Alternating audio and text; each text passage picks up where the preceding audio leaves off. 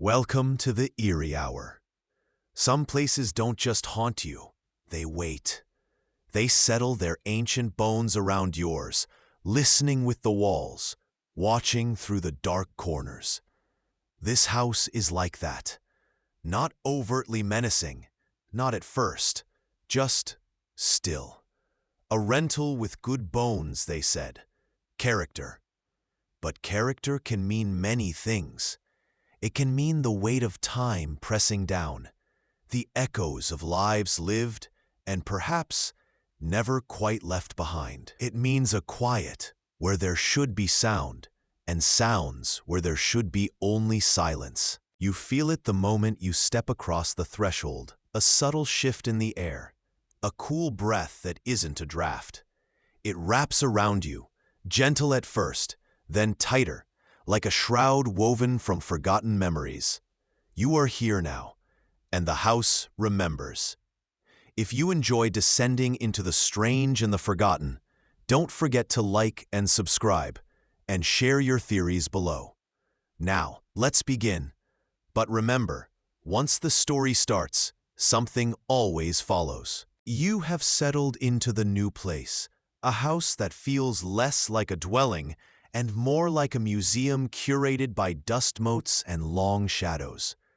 It stands on a quiet street, solid and unassuming from the outside, but possessing an interior stillness that borders on the unnerving. It feels old, yes, with creaking floors and the scent of aged wood. But this stillness is different. It's the quiet between heartbeats, the pause before a whisper. The initial strangeness arrives not with a bang, but with a gurgle. It begins in the upstairs bathroom, emanating from the shower drain. At first, it's just the expected sound of water finding its way down old pipes, a watery sigh. But soon it shifts. The gurgling takes on a rhythm, punctuated by faint, insistent taps, like tiny knuckles rapping from somewhere deep within the plumbing. Gurgle, tap, tap. Gurgle, tap, tap. You dismiss it, of course. Old pipes, shifting pressure, the idiosyncrasies of an aging house. Nothing more. Yet, a mild annoyance sprouts, then evolves into a casual curiosity. What causes that specific beat? You find yourself pausing mid-task, listening, a faint frown creasing your brow. The house encourages a peculiar habit, staring into reflections. You catch your gaze in mirrors, the ornate one in the hall, the plain rectangle above the bathroom sink, and in the polished surface of the old wooden dresser. Even the standing water in the sink becomes a scrying pool. You stare at your own image, feeling a curious detachment, as if the person looking back is a stranger occupying your space. There's a blankness there sometimes, a pause in the usual cascade of thought. It is unsettlingly calm. The rhythmic tapping from the drain seems to find an echo in this internal stillness, a persistent, quiet beat. Then a new element arrives, subtle but definite. Accompanying the gurgles and taps is a faint, unpleasant odor. It's not sewer gas, it's something else entirely. Like damp earth disturbed after a long burial, mixed with a cloying sweetness that makes the air feel heavy. You can't quite place it, and the not knowing is more disturbing than any familiar bad smell. The tapping continues, regular as a pulse, a rhythm waiting to be understood. The rhythmic tapping from the drain doesn't subside. It deepens its hold on the house's quiet. It begins to feel less like random pipe sounds and more like a signal, deliberate and low. Tap, tap, pause, tap, tap. It repeats itself in the shower drain, a persistent, liquid heartbeat emanating from the porcelain maw. But then, the uncanny event begins to spread. You are downstairs in the kitchen, wiping down the counter, when you hear it faintly from above, not just in the bathroom, but seeming to resonate through the floorboards. Later, curled up with a book in the living room, you hear a similar, distant tapping, this time seeming to come from the wall behind the sofa, muffled but distinct. It's like the house is learning the rhythm, humming it to itself in different chambers. This spreading resonance is the central anomaly, an invisible tremor moving through the structure. The curiosity from before twists into unease. It's not just the pipes, it's the house itself making the noise. The subtle smell persists, a vivid atmospheric detail that grounds the creeping fear. It's stronger now, that scent of damp earth and something sickeningly sweet, clinging to the air near where the sounds are loudest. It's a heavy, cloying perfume that suggests decay, but not the dry rot of old wood. Something wetter, richer, underground. You find yourself trying to locate its source, sniffing the air like an animal, feeling absurd and increasingly anxious. This search for the smell, this futile attempt to rationalize it, is a form of psychological fracture. You are losing your ability to dismiss the strange as merely old house quirks. The motif of reflections deepens its quiet surveillance. You catch sight of yourself in the dark glass of the oven door, in the sheen of the polished floor, and the detachment you felt earlier is replaced by a sudden jolt of unfamiliarity. Your own face seems harder, older perhaps, than it did moments before. Or is it just the shifting light? The reflection in the hall mirror seems to hold its gaze for a fraction of a second longer than it should. You feel watched, not by another person, but by the house itself, or by something that resides within its reflective surfaces. The tapping continues, a quiet code running beneath the everyday sounds. Tap, tap. It sounds almost expectant. Maybe the rhythm is a question. The sounds escalate, shedding their plumbing disguise entirely. The taps are no longer confined to the drains or walls. They manifest now from directly below you, distinct and deliberate. You sit on the edge of the bed, the old springs groaning softly, and hear it originating from the floorboards just beneath your feet. Tap, tap, tap, pause, tap. It varies, the rhythm sometimes changing, sometimes repeating endlessly. It sounds less like tapping and more like a soft, patient knocking. Knocking from under the floor. The central uncanny event shifts from sounds in the pipes to sounds from the earth below the house itself. It is too clear now to be dismissed as mere settling or drafts. It feels purposeful. The cloying, earthy smell is thickest now in certain spots, particularly where the knocking is loudest. It's a foul richness, a scent of things buried and disturbed. This vivid atmospheric detail presses in, making the air difficult to breathe fully, a tangible layer of wrongness you can smell. It coats your tongue faintly, a taste of soil and sweetness that makes your stomach clench. The psychological fracture deepens into active fear. You find yourself walking on tiptoe, listening intently, jumped by every creak of the house. Sleep becomes fragmented, haunted by the imagined sounds of knocking under your bed. You begin to doubt your own perception. Are the sounds real, or are they manufactured by a mind already strained by the house's oppressive quiet and strange smells? You stand in front of the bathroom mirror, catching your reflection, and for a terrifying instant, your reflection seems to lag behind your movements, holding a neutral expression for a moment before mirroring your fear.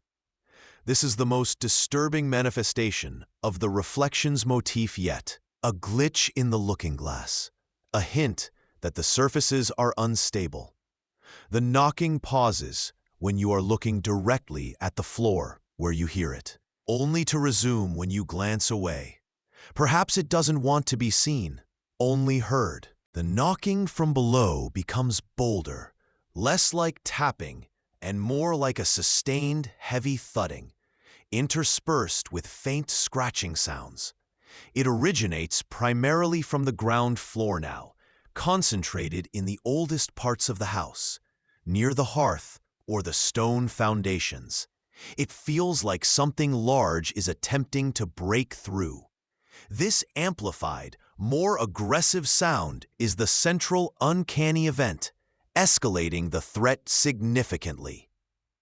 It is no longer a passive noise. It feels like an action.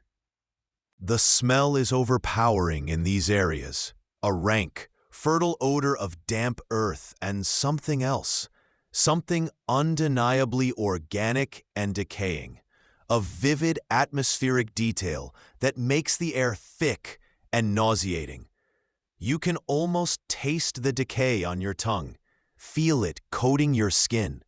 It is the smell of violation, of something unearthed and left to fester. The psychological fracture crumbles into paranoia. You jump at shadows, interpret every natural house sound as a sign. You start leaving lights on, even during the day, as if light could hold back the dark press of the house's secret. You begin talking to yourself, murmuring reassurances or questions the house refuses to answer. The reflections motif takes a chilling turn. Staring into the living room window at dusk, seeing your faint reflection overlaid on the darkening outside, you see movement behind your reflected form, in the house itself.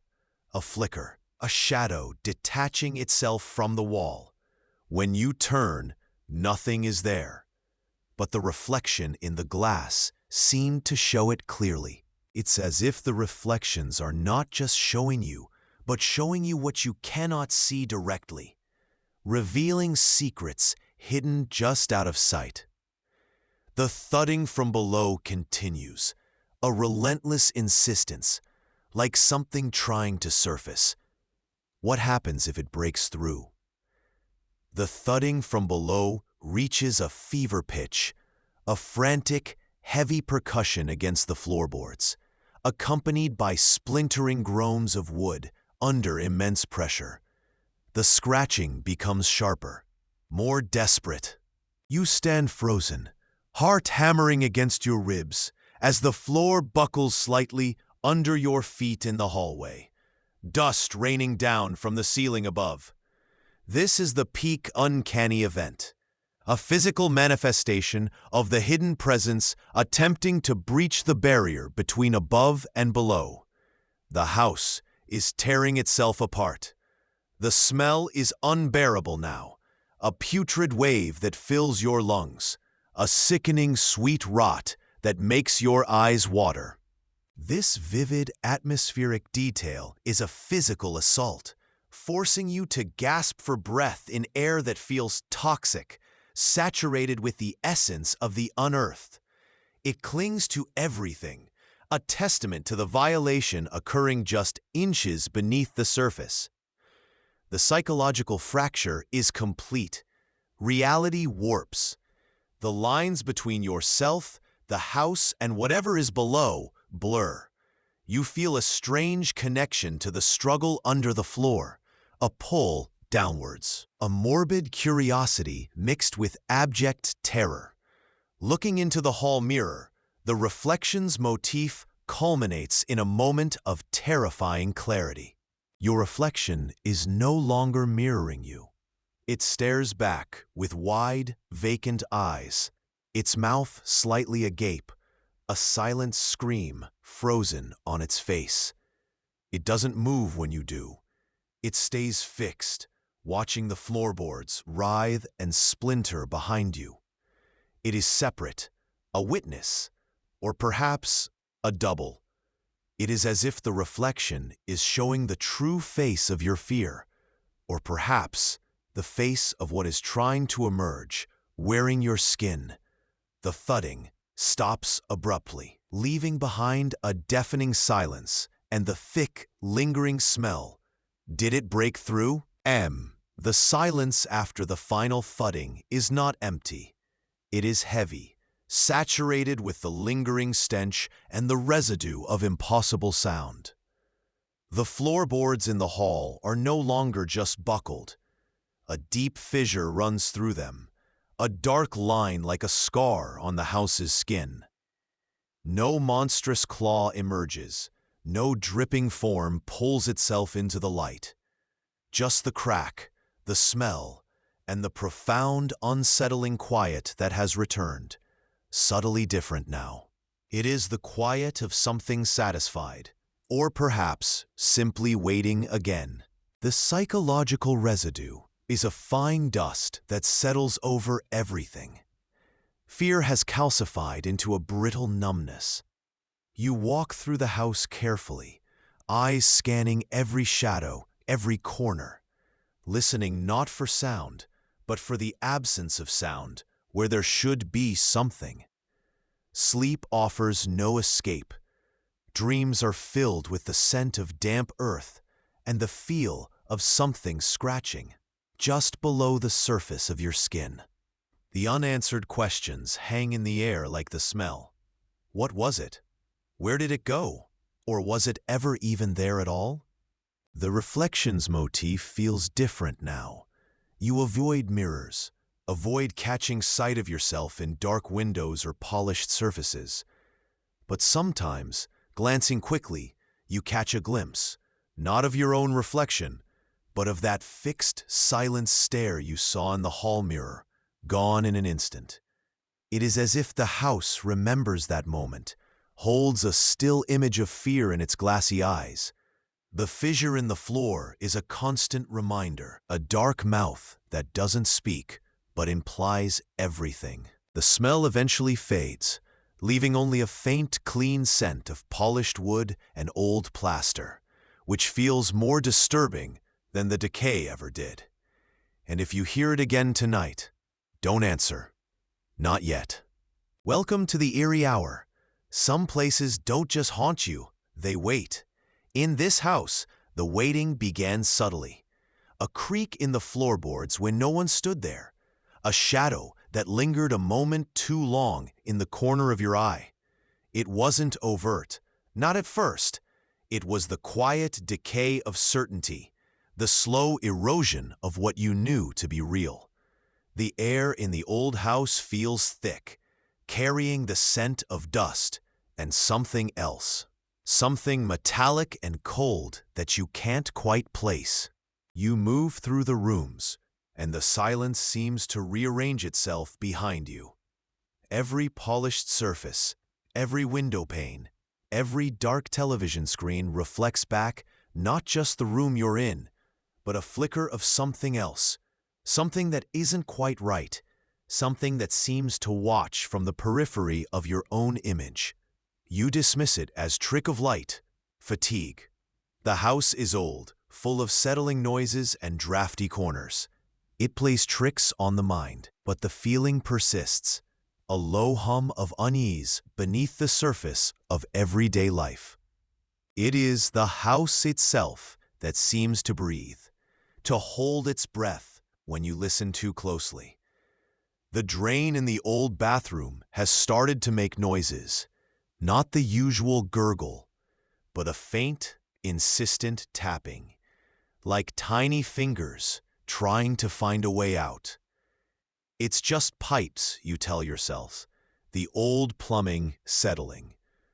But the sound is too rhythmic, too deliberate, to be just water finding its level.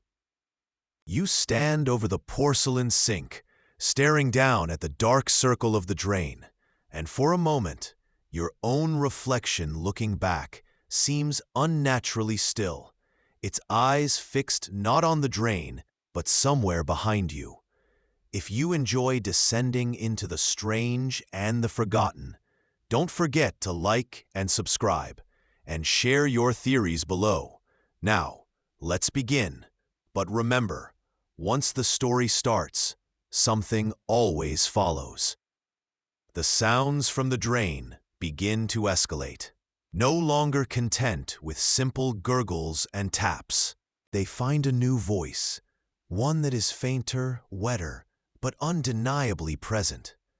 Whispers, unintelligible at first, like voices speaking through water, blurred and distant, but the distinct impression of sound, of vocalization, fills the small space.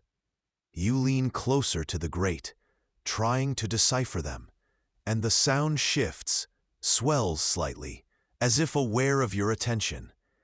The air in the bathroom turns perceptibly colder, a chill that isn't just from a draft, but feels heavy, stagnant.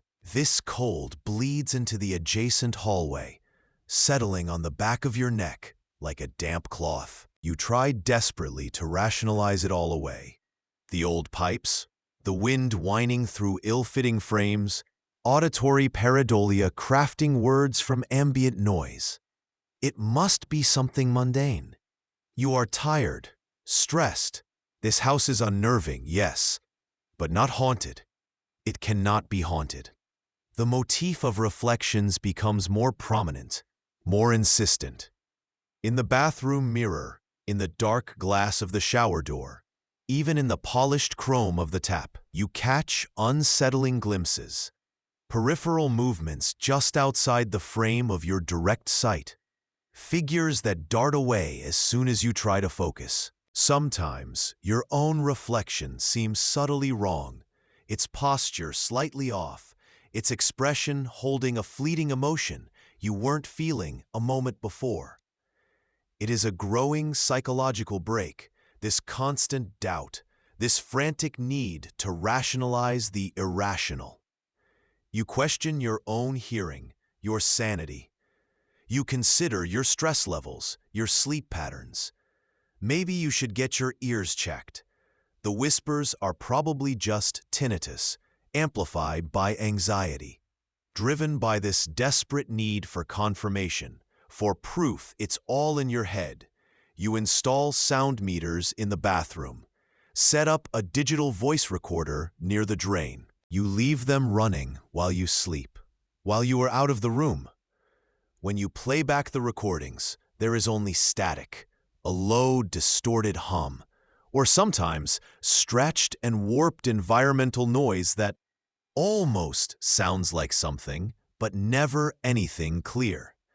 And yet, when you are present, listening, the whispers persist, sometimes swelling when you move closer, sometimes falling silent when you deliberately ignore them, only to resume the moment your guard drops.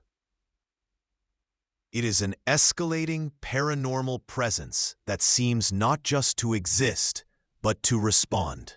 The cold spots are more frequent now, localized pockets of icy air that hug the floor or pool near corners. The metallic edge of the smell is more pronounced too, sharp and somehow wet, like old blood mixed with rust and standing water. You find yourself standing by the bathroom door, just listening, just feeling the chill that radiates from beneath it, wondering if what you hear is inside the house or reaching from somewhere beneath it, somewhere deep and dark. The whispers from the grate continue their insidious invasion, no longer just distorted blurs. They begin to sharpen, edges forming, almost like fragments of words trying to surface through mud. Almost. You strain to hear, tilting your head, holding your breath. Are they names? Are they pleading? Are they commands? The uncertainty is a constant pressure behind your eyes. It feels like they are speaking in a language you once knew, long ago, before you forgot how to listen properly. This new clarity, or the illusion of it, fuels the growing paranoia. You find yourself pacing, unable to settle, constantly checking the hallway, the door, feeling watched even when you are alone in a room far from the bathroom. Sleep is a distant memory, replaced by nights spent perched on the edge of the bed, listening to the house settle, waiting for the next faint sound from the drain. The reflections are bolder now. The peripheral glimpses aren't just flashes, they linger, showing shapes, forms. Sometimes, in the glass of a framed picture on the wall, you see a brief, wavering figure standing in the doorway behind you, too tall, too thin, before it vanishes. Or, in the dark screen of your phone, while it's turned off, a face appears for a split second, indistinct, but clearly not your own. The moment of psychological fracture deepens into this pervasive paranoia, this constant vigilance that erodes your connection to the mundane world. You start to avoid reflective surfaces, turning away from windows at night, covering mirrors with cloths. But they are everywhere, silent witnesses, and the act of avoidance only strengthens the feeling that something is waiting for you to slip, to look too long. An atmospheric detail emerges from the general unease. A faint, dry scraping sound, like claws on stone, that sometimes accompanies the whispers or appears when the house is otherwise silent. It seems to come from within the walls themselves, or perhaps from beneath the floorboards, a counterpoint to the wet sounds from the drain. The central uncanny event in this cycle is the growing conviction that the reflections are not just passive surfaces showing fleeting images, but are actively distorting reality or showing something that exists on a different plane, pressing against this one. You look into your own eyes in the bathroom mirror, and for a terrifying second, you see a flicker of malice, a hunger that is not your own, overlaid on your familiar features. You step back, breathing heavily, and the reflection is yours again, pale and haunted. Was it truly there, or is your mind finally breaking under the strain? This is the ambiguous line. It looked out from your eyes. You spend hours scrutinizing your reflection, searching for the crack that lets it show through, the mask that might slip. The voices from the grate are no longer just whispers. They are a low, insistent murmur, sometimes rising into what could almost be interpreted as a name, repeated over and over. Yours or another? The sounds seem to vibrate through the floor now, a physical sensation as well as auditory. You press your ear to the floorboards near the bathroom door, and the vibrations are undeniable, the murmur distinct beneath the surface wood. They are calling to you. They want something. This new intensity pushes the psychological fracture into delusion. You start talking back, tentatively at first, then with a desperate urgency, trying to understand, to placate, to demand answers. The boundary between your thoughts and the external world blurs. You argue with the murmurs, plead with them, feeling your grip on reality loosen with each passing hour. The reflections have become distorted funhouses, mirrors showing not just peripheral glimpses or fleeting figures, but twisting images of yourself and the rooms around you. In the full-length mirror in the hall, your reflection is sometimes hunched, impossibly old, or stretched thin and wavering like smoke. The rooms behind you are depicted with strange angles, doors that aren't there, windows opening onto black voids. Worse, sometimes the reflection mimics an action you weren't performing. Your mirrored self might raise a hand to the glass while your actual hand hangs at your side, or turn its head to watch something you can't see. This is the central uncanny event. The reflections are no longer just showing something else. They are acting independently, perhaps even attempting to communicate or influence. The atmospheric detail intensifies with a new cloying scent that saturates the air near the drain and the coldest spots. The smell of damp earth deep and rich, mingled with that metallic tang, like a grave newly opened. It coats your tongue, heavy and suffocating. The persistent scraping sound continues, sometimes accelerating when the murmurs grow louder, a frantic counterpoint. The ambiguous line echoes in your mind, something you think the murmurs said, or perhaps something your reflection whispered. Come closer. See yourself as you truly are. You stand before the mirror, sweat beading on your forehead, trying to reconcile the person you see with the horrors the glass seems desperate to show you. Terrified that the distortion isn't a trick of the light, but a terrible truth. The murmurs from the grate are now distinct voices, layered and overlapping, speaking in a low chorus. They call your name, twist it into something foreign and terrible, interspersed with words you understand but wish you didn't. Cold, dark hours sink. They are clear, undeniable, no longer confined to the bathroom, but seeming to seep through the walls, through the floorboards, filling the entire house with their chilling resonance. This escalation marks the peak of the uncanny event. The presence is no longer hinted at, but is manifesting its voice fully. Your psychological fracture is complete. You no longer try to rationalize, no longer doubt your sanity. You accept the reality of the voices, the reality of the house's occupants, even as that acceptance shatters your connection to the world you once knew. You are living entirely within the nightmare now.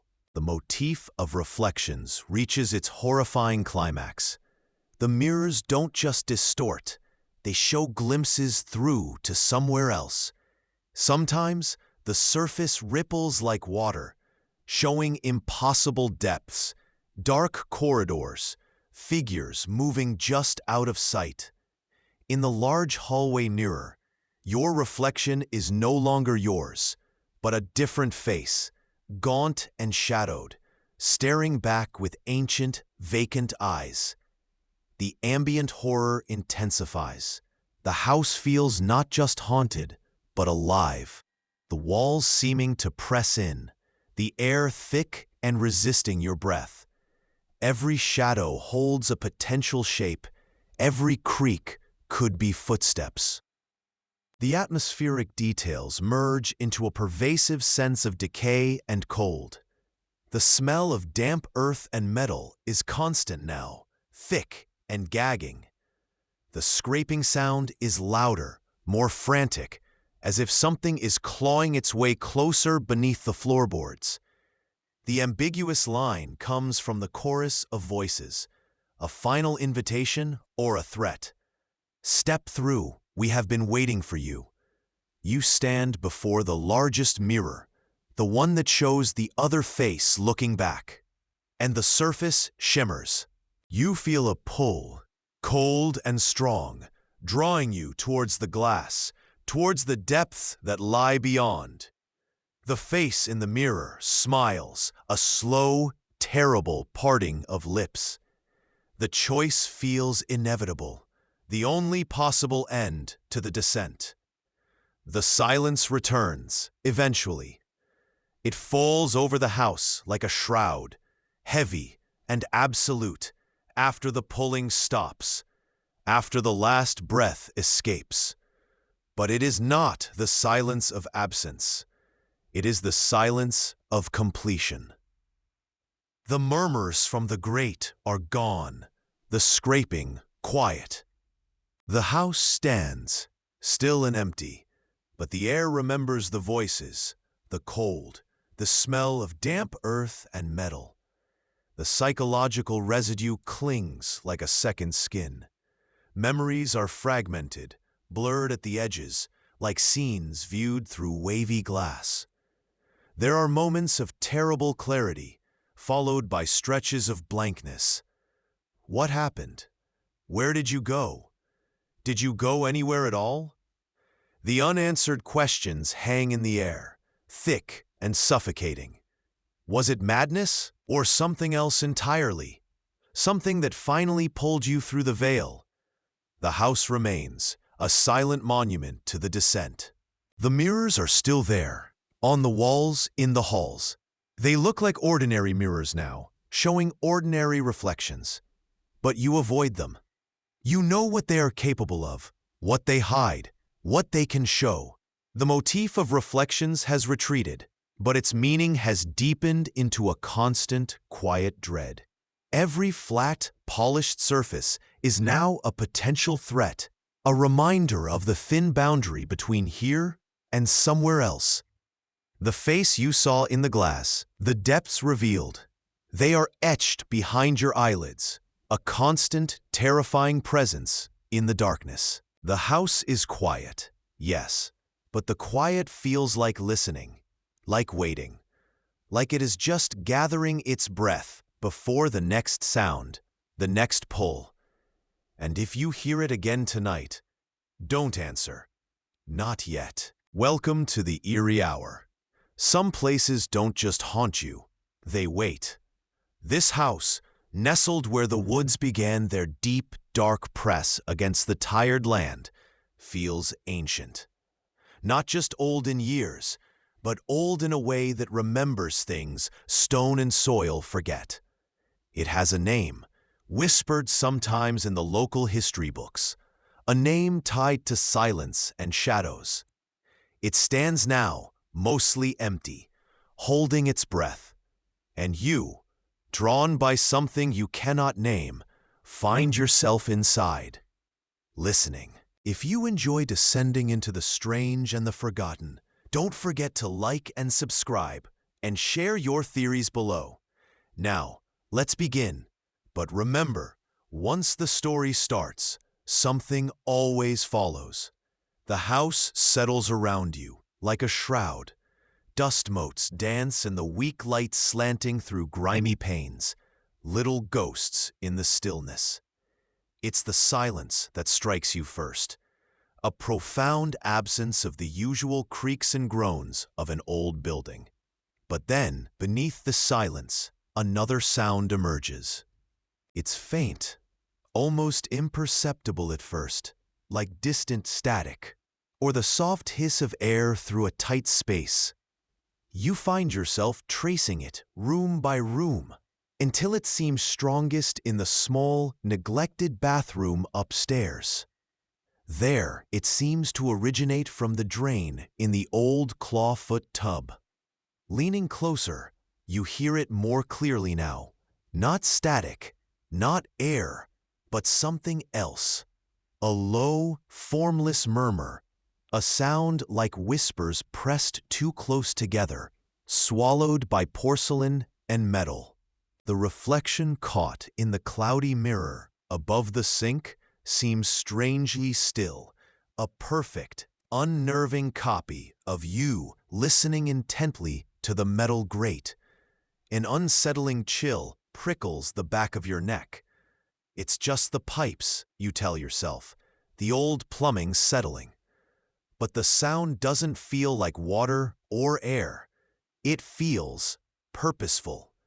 It feels like a secret you are only beginning to overhear.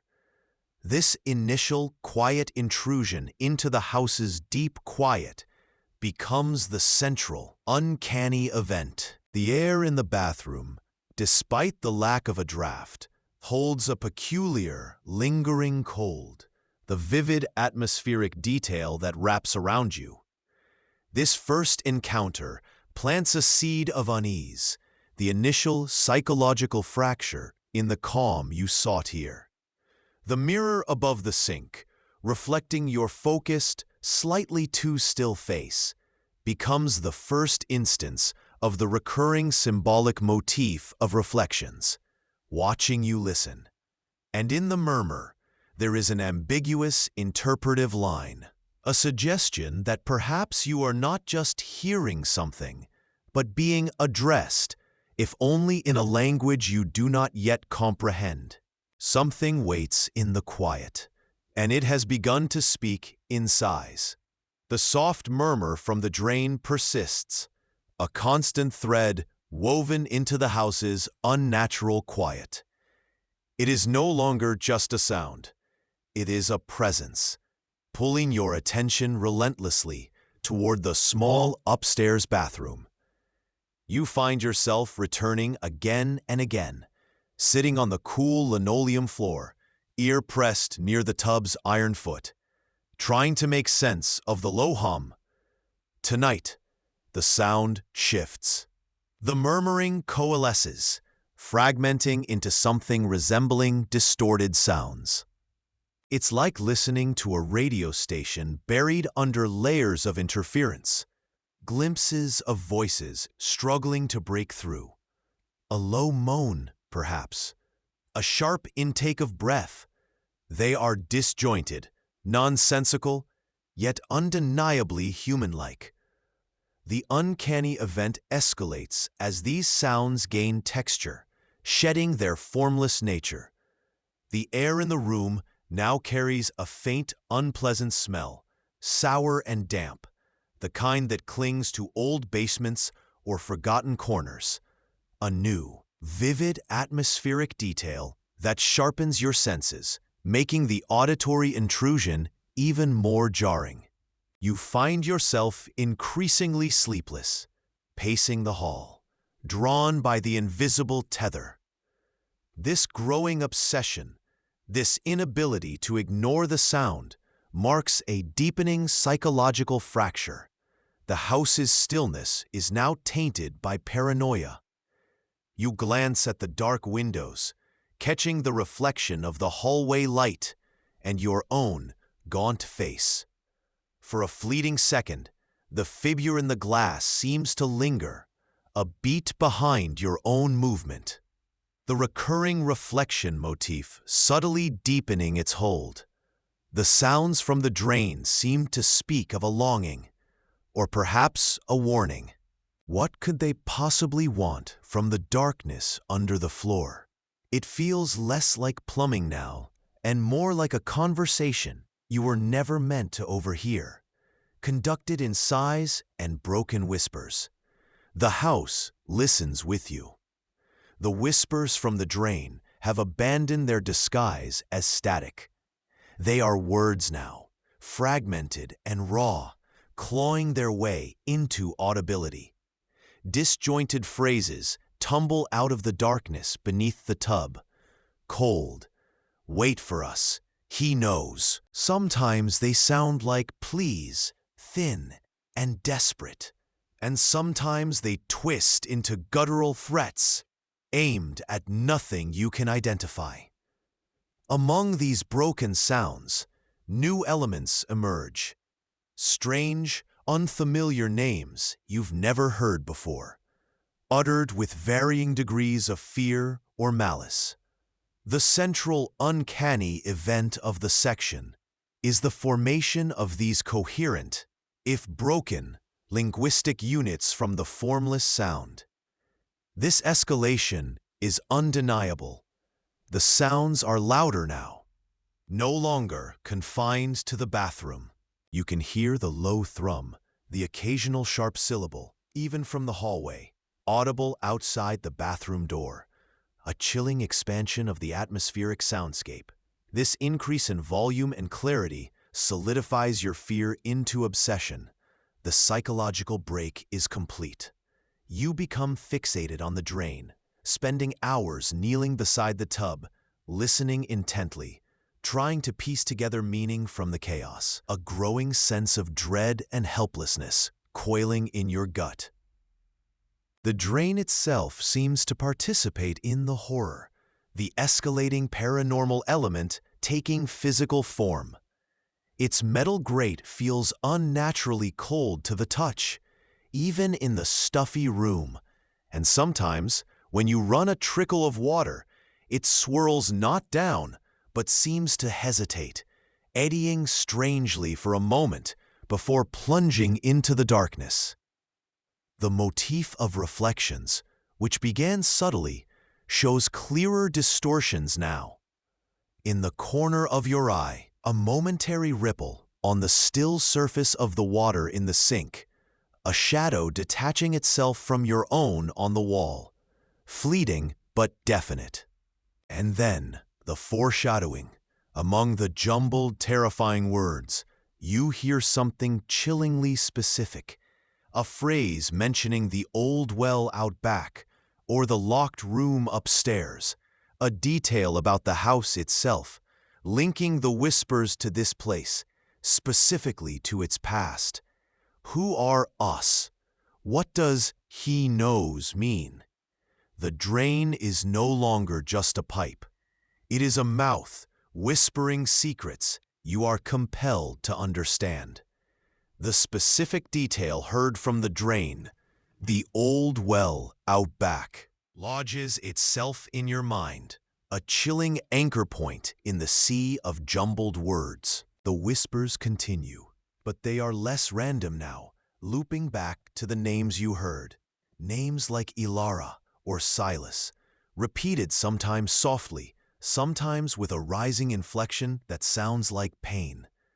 The uncanny event shifts from hearing disjointed words to the voices attempting a kind of pattern, a broken narrative beginning to form around specific entities. The air in the bathroom, and now spilling out into the upstairs hall, carries not just cold, but a cloying, sweetish scent, faint but persistent, like decaying flowers or stagnant water, a vivid atmospheric detail that makes the air feel thick and heavy. Your obsession deepens into delusion. You find yourself talking back to the drain, whispering questions, trying to coax more information from the unseen speakers, convinced they hold the key to the house's secrets, and perhaps your own entanglement.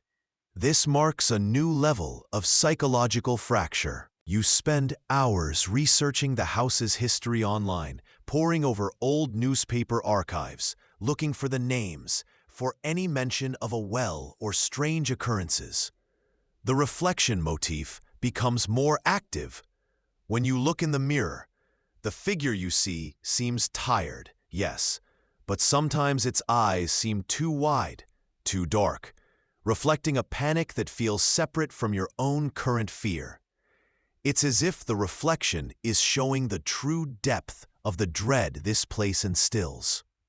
Unfiltered by your conscious mind, the drain still feels unnaturally cold, but now, sometimes a faint vibration seems to hum through the floorboards near it, a subtle physical manifestation of the presence beneath. Is the well out back where they are, or where they were sent? The question circles endlessly, an ambiguous line blurring the line between literal truth and metaphorical haunting. The house is not just talking about itself. It's inviting you to participate in its memory. The voices from the drain seem to sense your focus on the well. The whispers become more urgent, sometimes overlapping into a cacophony, sometimes isolating phrases that seem to directly address your thoughts or actions.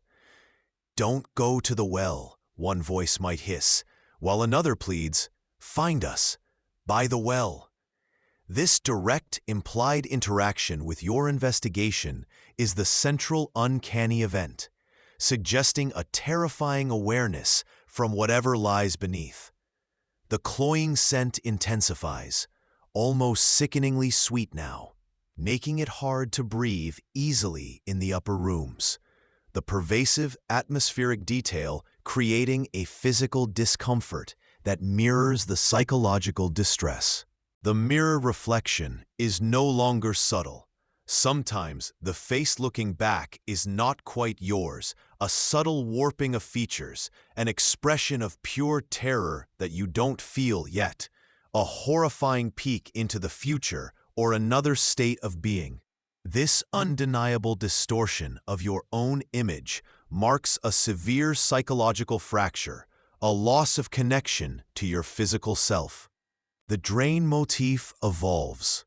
You begin to see the circular gray everywhere, in patterns on the wallpaper, in the swirling condensation on a window pane, a constant visual reminder of the point of origin, a motif that has become an inescapable symbol of your entrapment.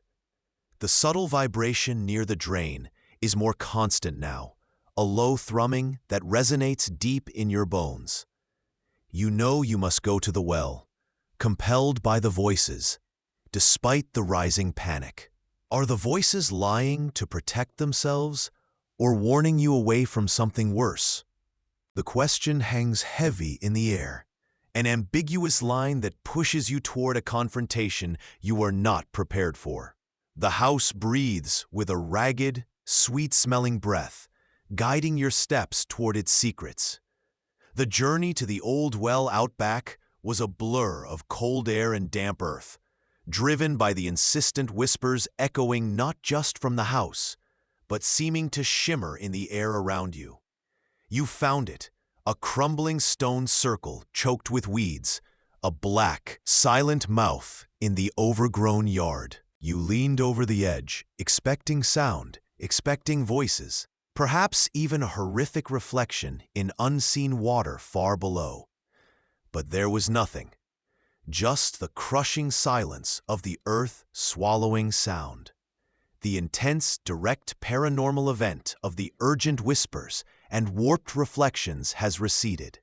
The house is quieter now, not the profound stillness of arrival, but a different kind of silence, heavy and watchful, an aftermath. The sickeningly sweet scent still lingers faintly in the upstairs rooms, a residue of the horror, the final faded atmospheric detail. Your psychological state is one of profound exhaustion and quiet despair. The obsession hasn't vanished, but it has shifted from frantic investigation to a dull, persistent ache of unanswered questions and the chilling certainty that you are not alone in the house. You spend sleepless nights listening to the floorboards, the walls, waiting for the sounds to return. The mirror motif still holds power, but the reflections are normal now. Yet, when you look, you see not just yourself, but the memory of the warped face, the terror in its eyes, a psychological residue that is perhaps more terrifying than the distortion itself. The drain is silent, cold, and inert, just a metal grate in a bathtub. But you know what spoke from it. You know the names. The recurring motifs have retreated, leaving only their haunting impression on your mind and the stillness of the house. The unanswered questions are like stones in your gut. What were they? Where did they go? And why here? You listen to the silence, a silence that feels full of potential, full of waiting. And if you hear it again tonight, don't answer. Not yet. Welcome to the Eerie Hour. Some places don't just haunt you, they wait. If you enjoy descending into the strange and the forgotten, don't forget to like and subscribe, and share your theories below. Now, let's begin. But remember, once the story starts, something always follows. Section 1. The old house sighs around you. It's a sound like settling bones, like dust motes dancing in weak sunlight, filtering through grimy panes. You moved in last week, drawn by the impossible quiet of this forgotten road, the impossible price of the property. But chill resides here, deeper than the autumn air outside, carrying the faint scent of something oreden, something damp and forgotten beneath layers of time and paint. You run a hand along the cool, textured wallpaper in the hallway, feeling the subtle bumps beneath the pattern, wondering what stories they hide. The silence should be comforting, but it stretches too thin, feeling less like peace and more like anticipation. It starts subtly, a flicker in your peripheral vision when you pass the tall cheval mirror in the living room. Just a hint of movement, gone when you turn. You dismiss it as tired eyes, the strain of unpacking. But later, catching your reflection in the dark glass of a framed picture, you see it again. A shadow, detaching itself from the corner. Too fluid, too quick to be real. The unease prickles. A faint spider walk up your spine.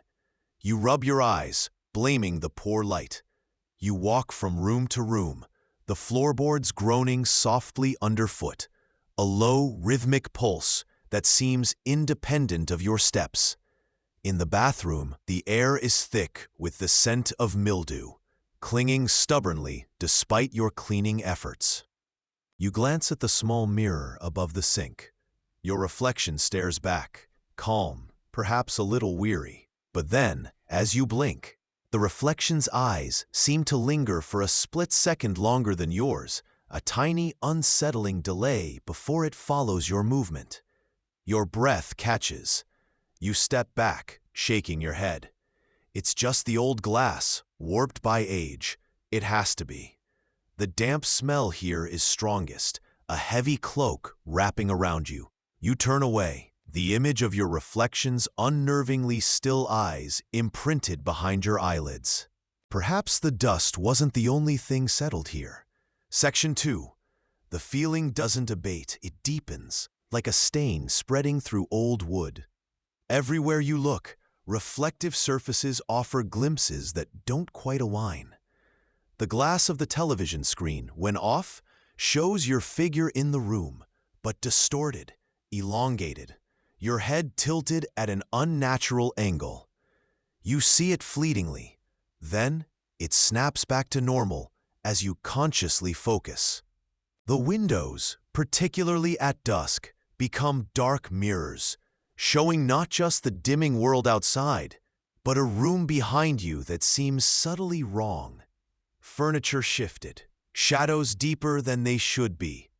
The light outside fades, and the house grows darker, the silence heavier, punctuated now by a faint, high-pitched sound that seems to emanate from the pipes, a low hum that vibrates just at the edge of hearing. You stand before the mirror in the hall, deliberately. You meet your own gaze. Your reflection stares back, unblinking. You raise a hand. It raises a hand. You smile thinly. It returns the expression, but the smile doesn't quite reach the eyes. It looks indifferent, or perhaps watchful. The air here feels colder than in other parts of the house, carrying that persistent, earthy scent of damp decay. You touch the cool surface of the glass, feeling the faint dust particles. Your reflection mimics the gesture, its fingers pressing against the invisible barrier. But for a second, just a fraction of time, its hand seems to press too hard, the fingers warping slightly against the glass. You pull your hand back sharply, a jolt of fear tightening your chest. Doubt blooms hot and sickly in your stomach. Are you seeing things? Is the stress, the isolation getting to you? You turn away, but the image of that slightly distorted hand lingers. You begin to notice other things near the reflective surfaces. A dust bunny slightly disturbed near the TV stand, a curtain edge subtly ruffled near a window. Small, insignificant details on their own, but accumulating into a disquieting pattern. The glass holds more than just your image. Section 3. The focus shifts, narrows. The bathroom, with its persistent dampness and the faint, high-pitched hum, becomes a point of unsettling fascination and dread. You find yourself avoiding it, then drawn back to it, standing just outside the door, listening. The humming is clearer now, punctuated by the occasional sound of water gurgling low in the pipes, though no tap is running. It sounds thick, choked, as if trying to push something through. The air in the hallway outside the bathroom feels noticeably colder, a damp chill that seeps into your clothes. Inside, the mirror above the sink seems darker than the others, reflecting less light. When you look into it, your reflection feels more scrutinized than ever. It seems to watch you with an intensity that isn't your own. Its eyes follow you even when you move your head slightly, a unnerving fixedness in its gaze. The surface of the water in the sink, even when freshly run and clear, takes on a subtle, almost imperceptible murkiness after a few minutes, like silt rising from the bottom of a stagnant pool. Then you hear it from the drain, a low sound at first, masked by the gurgling. It sounds like shifting stones, like something heavy being dragged through mud. Then a whisper, faint, indistinct, barely audible over the sound of your own pulse pounding in your ears. It's not words you can make out, more like a suggestion of sound, a sibilant, wet noise that seems to coil out of the dark opening in the porcelain. You freeze, straining to hear, convinced it's just the pipes settling, the wind outside. But the sound is internal, resonant within the room. Your fear solidifies, pushing against the fragile walls of your rational mind. You stand rooted, staring at the drain, then glancing at the mirror. Your reflection in the mirror isn't looking at you anymore. It's looking down, towards the drain, its expression unreadable. And the drain whispers your name, or something like it. Section 4. The whisper from the drain coils into something clearer, louder, a wet, sibilant voice that fills the small room. It speaks directly to you. And it knows. It knows your name. The name of a friend you haven't spoken to in years. The street name of a house you lived in as a child.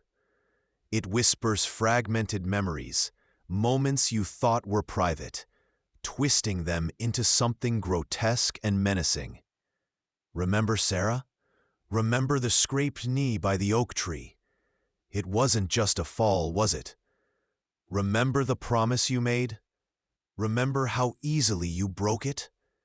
The voice drips with malevolence, coding cherished moments in grime. The house responds to the voice. The walls seem to press inward, the corners of the room elongating into deeper, hungrier shadows. The air grows thick and heavy, saturated with that deep, earthy decay, making it hard to breathe. It's not just the bathroom anymore. A palpable sense of hostility permeates the entire structure. You feel hunted, watched from every angle. You back away, bumping into the towel rack, your gaze darting to the mirror above the sink. Your reflection is no longer just still or subtly delayed. It shifts on its own. A hand raises when yours is down. A smile stretches unnaturally wide, revealing too many teeth, or the eyes turn black for a second, like chips of obsidian. Sometimes you see a fleeting image behind your reflection, a shape too large, too dark, pressing against the glass from the other side. Paranoia is a physical weight now, pressing down on your chest. You clutch your head, reeling. Were those memories real? Did they happen that way, twisted and shadowed? Or is the voice planting them, weaving lies into the fabric of your past? You doubt everything. The house, the drain, the voice, and terrifyingly, your own mind. Was that memory mine, or a gift from the dark? Seeking a distraction, an explanation, anything, you stumble out of the bathroom, heart hammering. Later, searching through a dusty box in the back of a cupboard, you find it. A brittle, water-stained fragment of an old newspaper clipping. It's about a local tragedy decades ago, a disappearance linked to a flooded cellar, a name mentioned that echoes a name the drain voice whispered. The article is vague, hinting at local superstition, whispers of something pulled down by the water. It offers no comfort, only connects the horror to the history of this place, confirming the voice's terrifying roots, hinting at its own nature. Something of water, decay, something buried deep. Section 5. The house is a living, malevolent entity now, responding to the bolder presence speaking from the drain. The voice is louder, sometimes a guttural growl, sometimes a chillingly childlike sing-song offering twisted invitations. Come closer, look down. We know you want to. Doors you thought were closed creak open, revealing only deeper darkness. Objects on shelves near reflective surfaces vibrate subtly, sometimes toppling with a clatter. The very air feels charged, thick with the scent of wet earth and something metallic, like old blood. The paranoia from Section 4 has curdled into a desperate, constant state of alert. Your perception is unreliable. Sounds warp. Distances seem wrong. You see movement in the periphery constantly, but when you turn, there is nothing but the mocking stillness of the house. The memory distortion is profound now. Entire days feel hazy. Conversations you thought you had seem alien or sinister when you recall them. The newspaper clipping you found offers no clarity, only reinforces the dread, suggesting the tragedy was not an accident, but a consequence of something lurking here. The house doesn't just hold secrets, it is the secret. You look into the bathroom mirror again, compelled by a horrifying fascination. Your reflection is a nightmare collage. It shows flashes of other faces, distorted and pleading, superimposed over yours. It shows glimpses of dark, swirling water filling the room. It shows you, but weeping uncontrollably or screaming silently. You smash the mirror with your fist, the glass fracturing outwards like frozen ripples. But the shards on the floor each hold a tiny, fragmented reflection, each showing a sliver of something unnatural, something still watching. The voice from the drain laughs, a wet, rattling sound. You cannot break what is already broken. It is demanding now, its tone shifting from seductive whispers to flat, chilling commands. It wants you to do something, go somewhere, descend. The foreshadowing feels imminent. The pull towards the source, the water, the decay beneath the foundations, undeniable. Section 6. The demands cease, or perhaps you simply stop hearing them over the frantic beat of your own blood. The house falls silent again, but it is the silence of exhaustion, of satisfied waiting, not peace.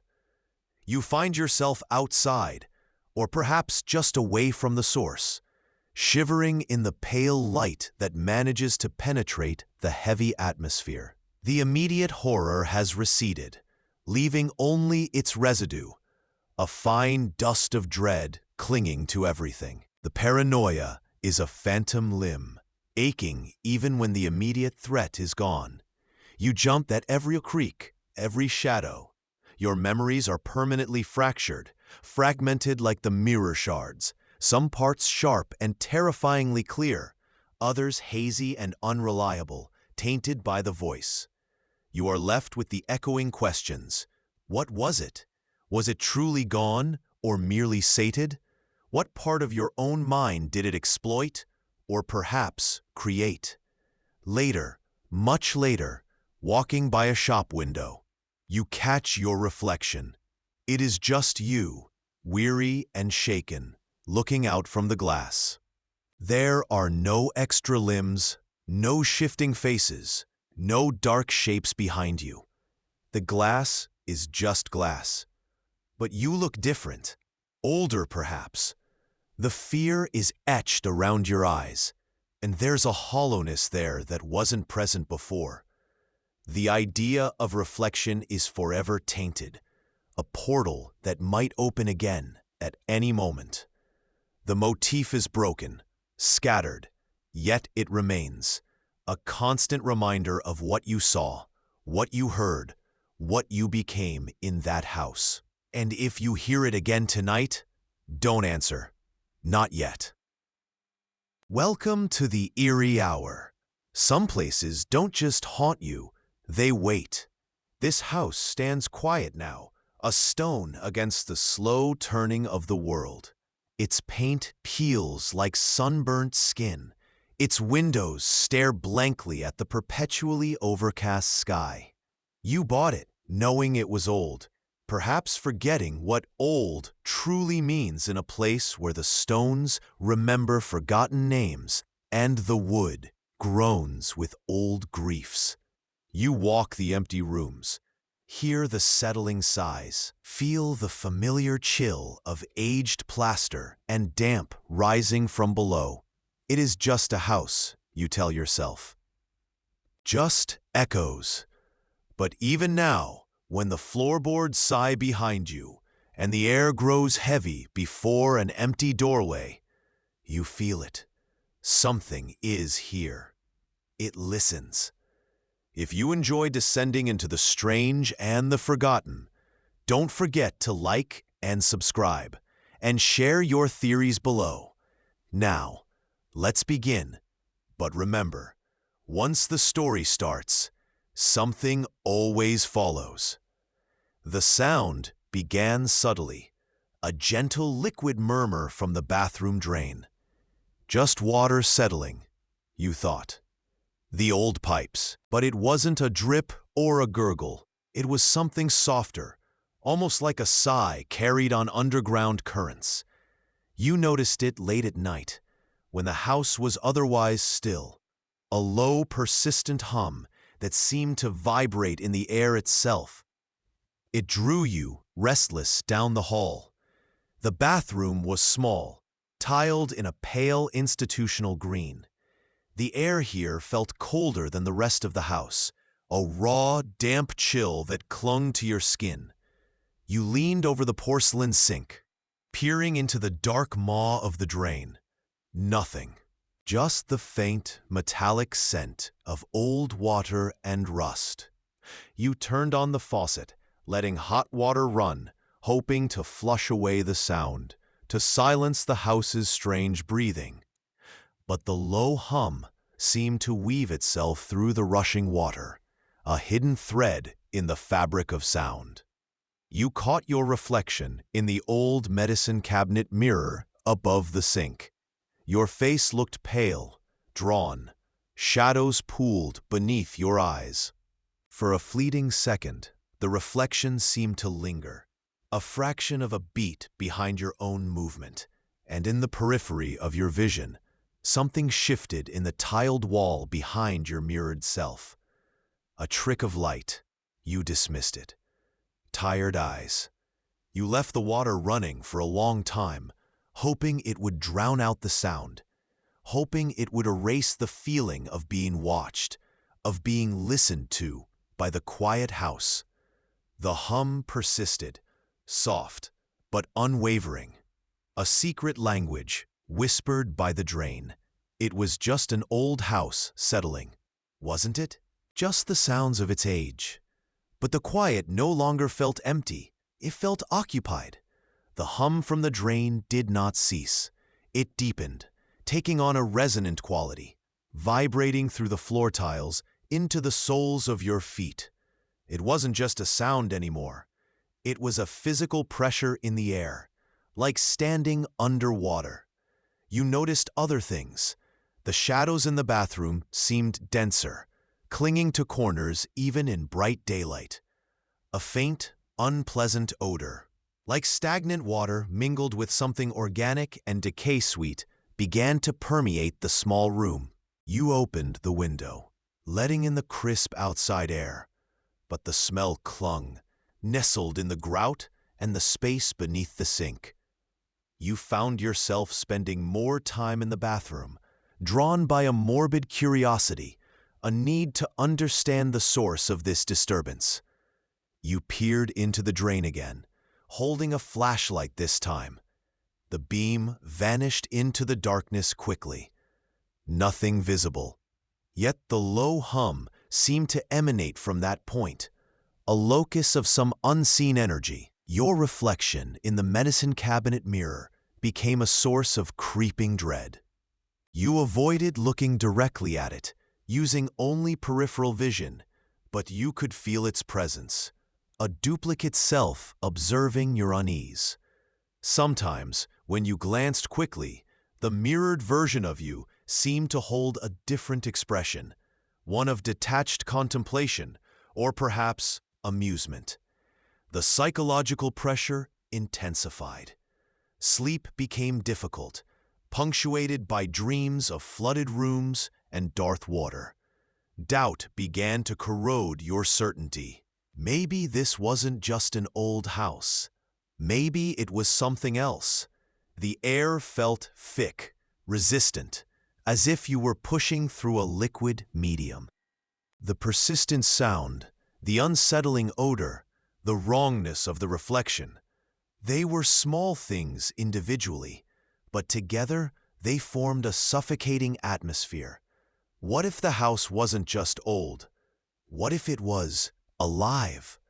The sounds migrated. They no longer confined themselves solely to the bathroom drain.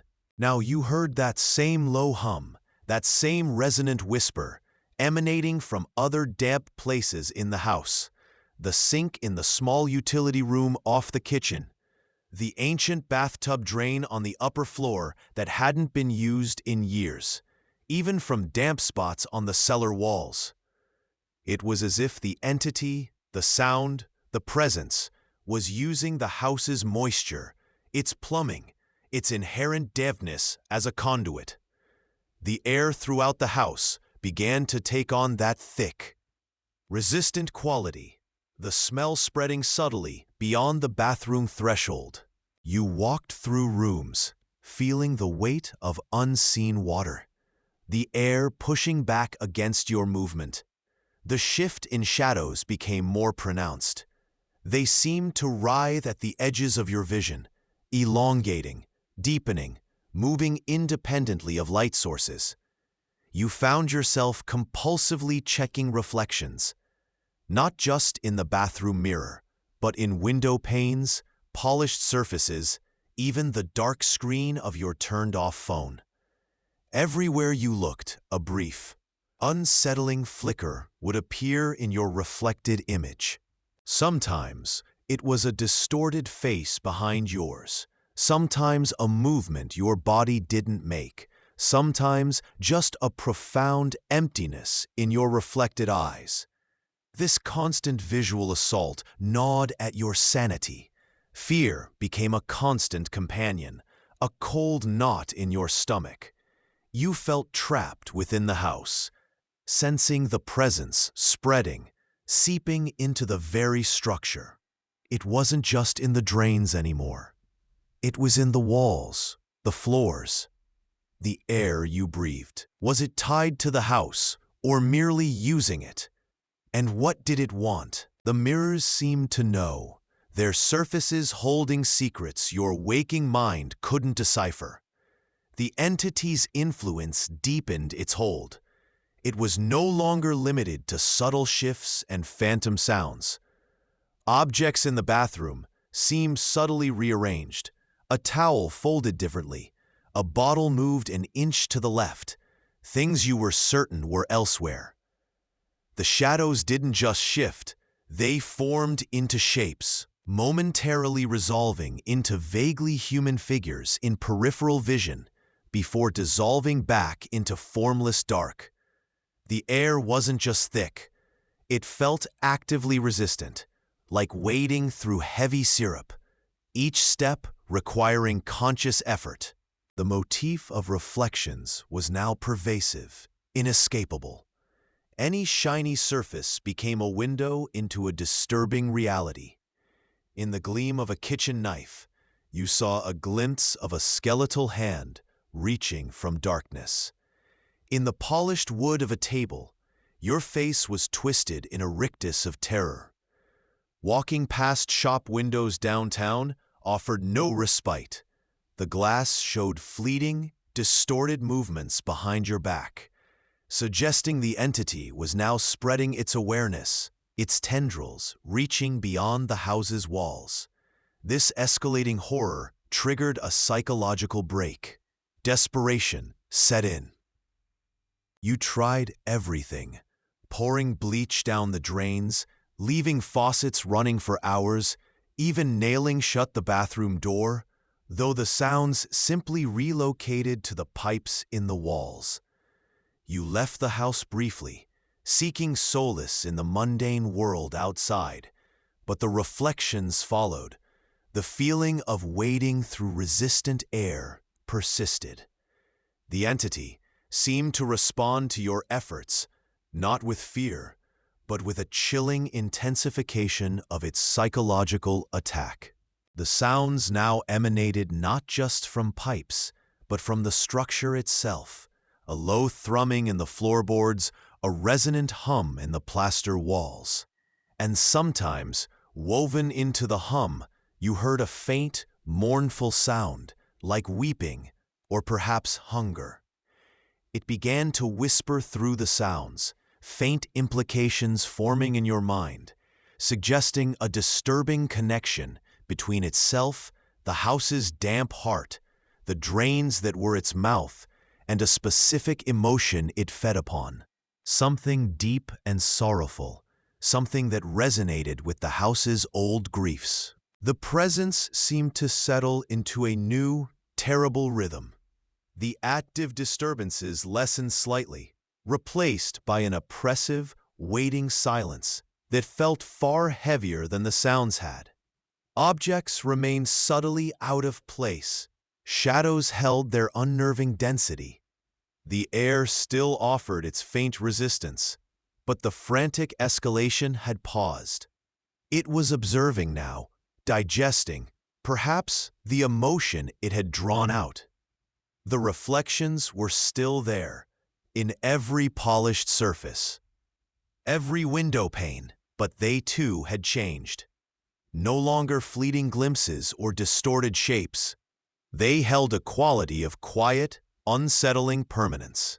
Your reflected self often seemed to stare back with an unblinking intensity, its expression mirroring your own exhaustion, but layered with a profound, ancient sadness you didn't feel.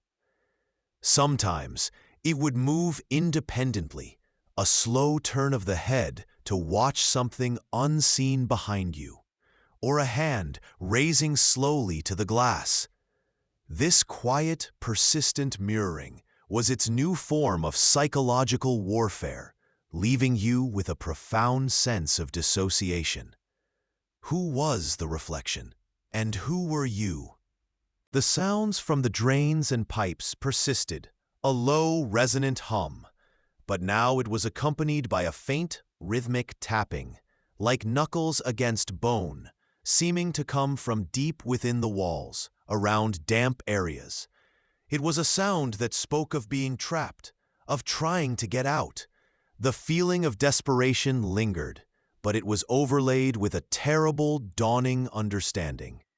The entity wasn't just in the house or the drains, it was part of them, inextricably linked to the water that flowed through its veins and the sorrow that seeped into its foundation. It fed on something specific, something heavy and drowning.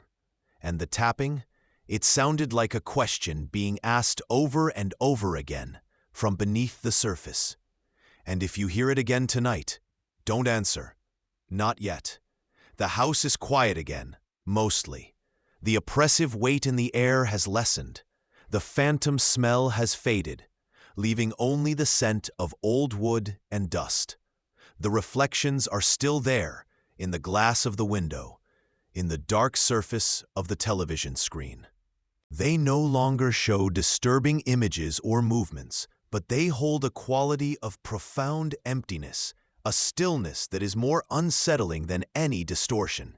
It's as if the entity has retreated, sated for now, or perhaps simply changed its form, becoming something less active, more foundational. The objects in the bathroom remain subtly wrong. A toothbrush placed in a different holder, the shower curtain shifted just so. Small, persistent reminders. The low hum from the drains is almost inaudible now, buried deep within the house's old sighs and groans. But you know it is there, a heartbeat pulsing beneath the surface. The psychological residue clings like damp air. Sleep offers no escape. Dreams are filled with the sounds of dripping water and the feeling of being pulled down into suffocating darkness. You question everything, the house's history, your own mind, the very nature of reality. Was it real, or did the house, the water, the drain, merely amplify something that was already inside you, some hidden sorrow it found a way to feed upon? The mirrors, in their quiet reflection, seemed to hold the answer.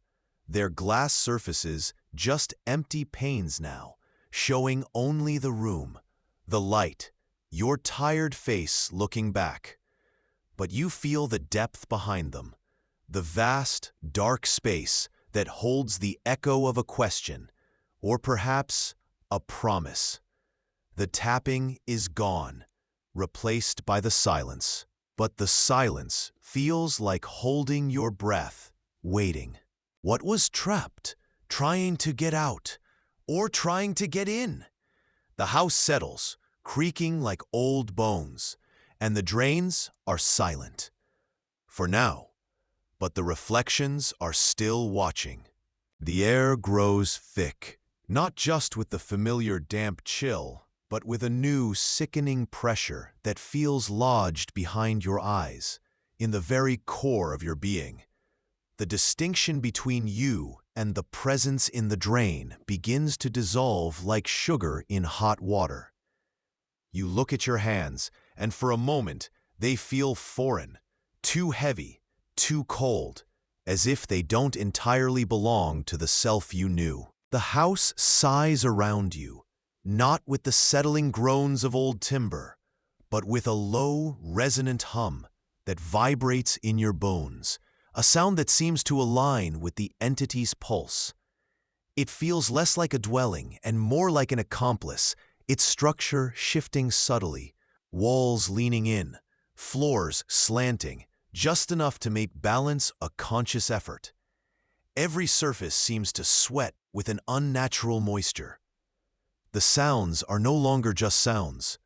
They are thoughts, invasive and undeniable. A cacophony of whispers slithers into your mind, pleas lost in the drain, threats gurgling up from the depths, promises laced with poison. They don't echo off the walls. They resonate inside your skull, a constant, maddening chorus that leaves no room for your own thoughts. Come, join, understand. The scent of stagnant water is now laced with something metallic, like old blood or rust, clinging to your tongue. You find yourself drawn back to surfaces that reflect. The dark screen of a turned-off television shows not your face, but a shimmering distortion, a wavering outline that pulses with the same sickening rhythm as the house's hum. The mirrors, oh, the mirrors. They were always there, innocent surfaces of glass and silver.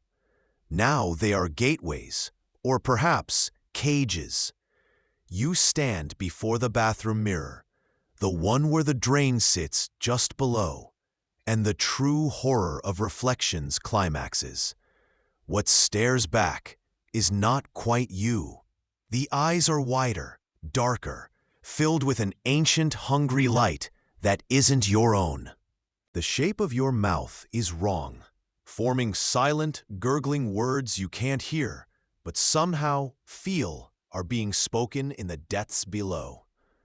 Or maybe, just maybe, the mirror shows a glimpse of another state entirely, a shimmering, aquatic form just behind your own, a symbiotic shadow, forever linked to the gurgling darkness beneath. This is the breaking point. Rational thought fractures like ice under immense pressure. The fear hasn't left, but it's mutated into something else. Something closer to awful curiosity. A terrifying sense of belonging. You are no longer fighting. You are contemplating. What if? What if this is meant to be? An ambiguous line forms in the chaos. Perhaps the reflection isn't seeing you, but simply seeing itself, finally whole. The entity's presence is absolute. It doesn't just fill the room. It fills you. The water in the sink shivers and swirls without being touched. An extreme cold radiates not from a window, but from your very core. The sickening pressure intensifies, pushing down, compressing your thoughts, your will. It feels less like an external force and more like an internal realignment. You are no longer capable of pushing back. The urge to communicate with the drain, to speak the gurgling words the reflection silently forms, is overwhelming. To merge, not in death, but in existence. To become absorbed, not just by fear, but by the cold, indifferent current of this new reality. Your world hasn't ended. It has simply been permanently altered. You belong to the current now. The silence that follows the initial, violent flood of sensation is not empty. It is full of a low, constant thrum. The sound of presence, settled and inescapable. The house doesn't groan anymore. It breathes with a shallow, watery intake. The distinction between you and the it has dissolved entirely, leaving only a pervasive awareness of cold, damp stone and slow, moving water. The mind that once fought, that once knew names and faces and sunlit days, is now a fragmented thing, scattered like debris caught in an eddy. There is no hunger, no thirst, only the constant, gentle pull towards the dark, the weight of the water pressing in. The echoes of whispers and pleas still linger, not as sound, but as a deep resonance within this new collective consciousness. The fate is not escape, nor even destruction, but a terrible integration. You are the dampness in the walls, the chill in the air, the slow, patient swirl in the drain.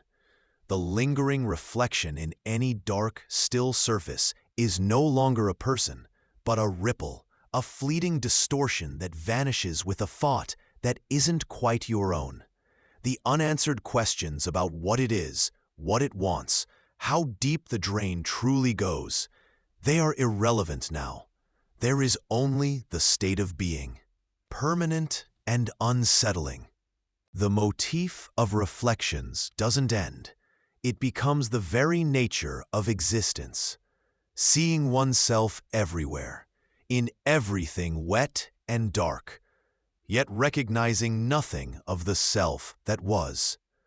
What remains is a quiet, cold knowing, a part of the current, waiting. Waiting for what? Perhaps for another ripple to join. And if you hear it again tonight, don't answer. Not yet.